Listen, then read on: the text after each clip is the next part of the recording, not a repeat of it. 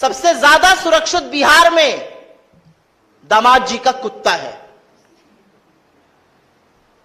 और यह विडंबना है, मैं इसको हंसकर नहीं बोलना चाह रही हूं, यह विडंबना है।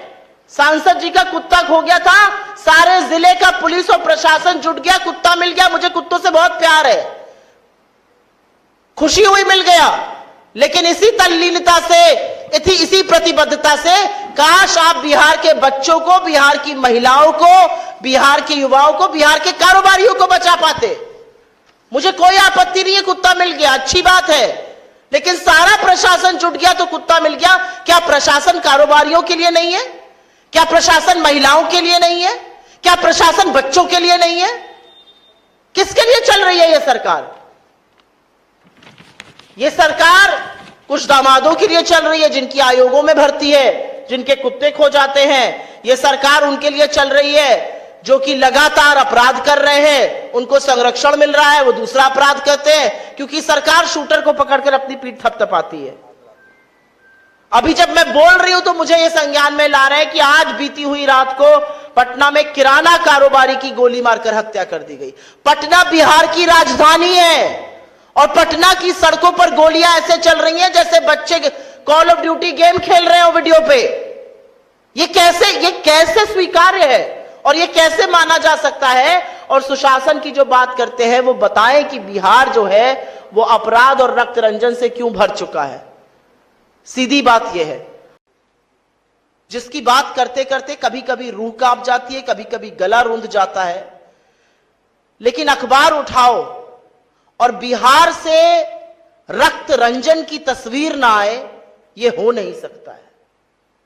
2025 का यह वर्ष है,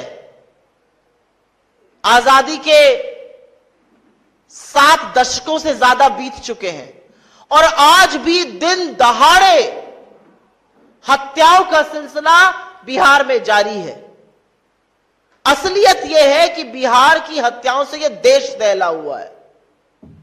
और बिहार में न सिर्फ कारोबारियों की, जिस पर अभी मैं विस्तृत चर्चा करूंगी, लेकिन जो महिलाओं के साथ हो रहा है। मैं बोल नहीं सकती हूं कि जब मैंने मुजफ्फरपुर की उस खबर का पढ़ा जहां पर 20 चाकू एक बेटी को मारे गए और वो 8 घंटे तक अस्पताल के बाहर पटना में इंतजार करती रही इलाज का और उसने दम तोड़ दिया, क्या बीती होगी इस देश की आधी आबादी पर? क्या यह देश महिलाओं का नहीं है? क्या यह देश आपकी बेटियों का, आपकी बहनों का, आपके घर की महिलाओं का नहीं है? क्या यह प्रदेश सिर्फ और सिर्फ गुंडा राज में आगे रहेगा? लेकिन मैं सिलसिलेवार तरीके से कुछ घटनाओं का जिक्र इसलिए करना चाहती हूं क्योंकि यह एक पिक्चर दिखा रहा है बिहार की। यह दिखा रहा है बिहार में दिन दहाड़े क्या हो रहा है। न बच्चे सुरक्षित है, न महिलाएं सुरक्षित है और न कारोबारी सुरक्षित है। हम इस मंच से कई बार बेरोजगारी पर, पलायन पर आवाज उठा चुके हैं। कौन करेगा आखिर निवेश? जो नौकरी बनाने वाले लोग हैं, जो धंधा पानी करने वाले लोग हैं, अगर उन कारोबारियों को चुन चुन के मारा जाएगा और सरकार हाथ पर हाथ धरे बैठी रहेगी और दिन दहाड़े बिहार में रक्त रंजन होगा, लहूलुहान होंगी यहां की सड़कें, तो कौन आकर करेगा निवेश बिहार में? कल की खबर, बालू के कारोबारी रमाकांत यादव जी, उनके घर पर उनकी गोली मारकर हत्या कर दी गई। इसके पहले उनकी भाई की हत्या कर दी गई थी। गोपाल खेमका जी, इस केस ने दुनिया भर में यह तस्वीर पहुंचाई है कि बिहार में कानून व्यवस्था पूरी तरह से दम तोड़ चुकी है। मगध अस्पताल के मालिक, जिस तरह से उनकी गोली मारकर हत्या हुई और उससे पहले उनके बेटे की हुई थी।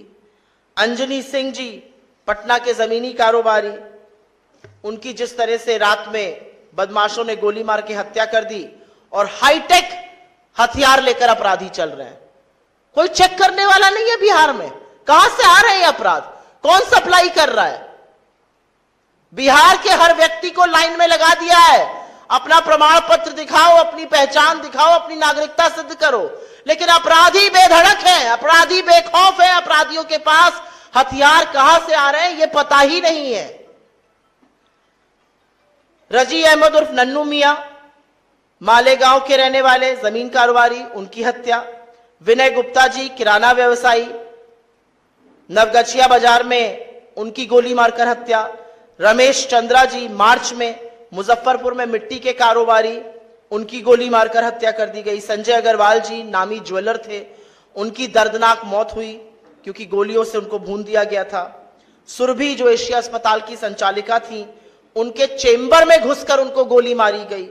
विनोद मेहता भागलपुर के जो कपड़ा कारोबारी थे, उनकी नृशंस हत्या हुई। और ADG law and order, Bihar का जो सर्वोच्च पद पे बैठे हुए पुलिस आला कमान है, उनके सामने पटना में बोरिंग कैनाल में दिन दहाड़े 8 राउंड फायरिंग के होते हैं और पटना की सरकार, बिहार की सरकार सुई टपक सन्नाटा, कोई कुछ कहने वाला ही नहीं है।